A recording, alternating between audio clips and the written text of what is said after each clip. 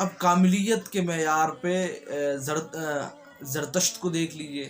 کہ ان کی زندگی صرف اور صرف یعنی جو فردوسی ہے، فردوسی شاعر، اس کے شاہنامے میں ان کی زندگی کا ذکر ملتا ہے، تو ان کے بارے میں بھی انسائکلوپیڈیا آف بٹانیکا میں مصنف نے لکھا ہے کہ ان کی زندگی بھی جو ہمیں معلوم ہے وہ صرف ایک شاعر کے اشعار میں ہمیں معلوم ہے، وہ بھی جو ہے وہ بھی صاف نہیں ہے اور غیر مفہوم ہے، ان سے بات سمجھ میں نہیں آ سکتی، جائے پیدائش متضاد ہے۔ بہرحال خلاصہ کلام یہ ہے کہ ان کی زندگی میں بھی کاملیت کا پتہ ہم لوگوں کو نہیں چلتا۔ بہرحال جو معلوم ہے ان کے بارے میں مختصر سی معلومات وہ یہ کہ آذربائیجان میں پیدا ہوئے، بلخ میں تبلیغ کی اور شادی بیاہ کی اور انتقال ہو گیا۔ ایک بادشاہ جس کا نام غالباً ہستاس تھا، اس بادشاہ نے ان کے مذہب کو قبول کیا اور پھر انہوں نے شادی بیاہ کی اور ان کا انتقال ہو گیا۔ یہی معلوم ہے۔ ظاہر بات ہے کہ یہ جو ہے یہ بھی نامکمل ہے اور یہ بھی ادھوری زندگی ہے جو ہمارے کسی کام کے نہیں ہو سکتی، ہم اس پہ عمل نہیں کر سکتے۔ حضرت موسیٰ علیہ السلام کی زندگی کو دیکھ لیجئے، ان کی زندگی بھی جو تورات میں موجود ہے، وہ 5 تورات میں، جن کے مصنف بھی وہ خود ہی بتائے جاتے ہیں، وہ 5 تورات میں ہی ان کی زندگی جو کچھ ہے وہ موجود ہے، لیکن ظاہر ہے کہ وہ بھی یعنی نامکمل ہے، اور زندگی کے بہت سے ایسے مواقع اور بہت سے گوشے ایسے ہیں جس پہ عمل کرنے کے لیے ہمیں نمونہ نہیں مل پاتا۔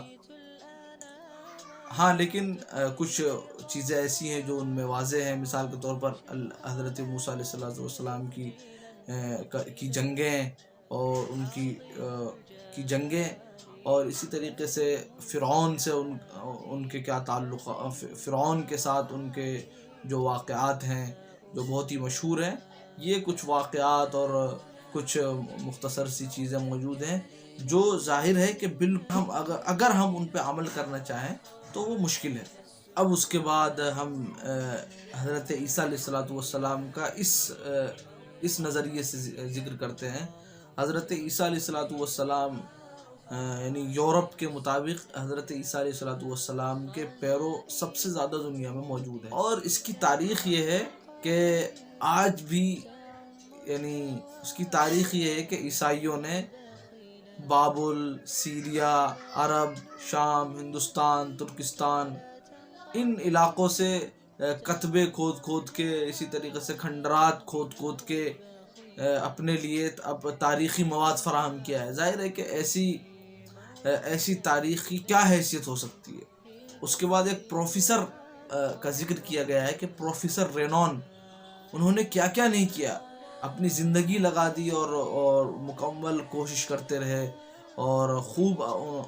انہوں نے آخری درجے کی محنت کی، لیکن ان سب کے باوجود ہوا کیا؟ کچھ نہیں، کہ حضرت عیسیٰ علیہ السلام کی زندگی نہیں مل سکی، کہ قدرت کا اور خدا تعالیٰ کا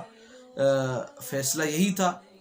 حضرت عیسیٰ علیہ السلام کی 33 برس کی عمر ہوئی ہے، اس میں سے صرف اور صرف آخری کے 3 سال ہمیں معلوم ہے، جو کہ 3 سال کی زندگی کچھ تفصیل ہمیں اس کی ملتی ہے۔ عیسیٰ علیہ السلام کی زندگی کو اگر ہم پڑھتے ہیں تو اس کا خلاصہ کچھ یوں ہے کہ پیدائش ہوئی اور مصر لائے گئے، بچپن میں انہوں نے کچھ معجزات دکھائے اور غائب ہو گئے، اور اس کے بعد 30 برس کی عمر میں کچھ یعنی سمندر کے کنارے، دریاؤں کے کنارے کچھ مچھیروں کو نصیحت کرتے ہوئے نظر آئے، کچھ شاگرد پیدا ہو گئے، اور اس کے بعد یہودیوں سے مناظرہ ہوا، آخر یہودی انہیں پکڑوا دیتے ہیں، رومی عدالت میں ان کو جو پیش کیا جاتا ہے اور آخرکار انہیں سولی دے دی جاتی ہے، پھر ان کو قبر میں ڈال دیا جاتا ہے، لیکن 2-3 دن کے بعد جب قبر کو دیکھا جاتا ہے تو اس میں ان کی لاش نہیں ملتی۔ ان کی یہ 25 سال کی عمر، بلکہ 25 سال سے بھی زائد عمر کہاں گئی، اور ان کی یہ زندگی کہاں ہے؟ ظاہر ہے کہ اگر عملی دنیا میں ہم اس کو پڑھیں اور عمل کرنے کے اعتبار سے اگر ہم اس سیرت کا جائزہ لیں تو یہ نامکمل کہلائے گی. والکبریاء وأنت الإله الذي لن يزولا لك الحمد والمجد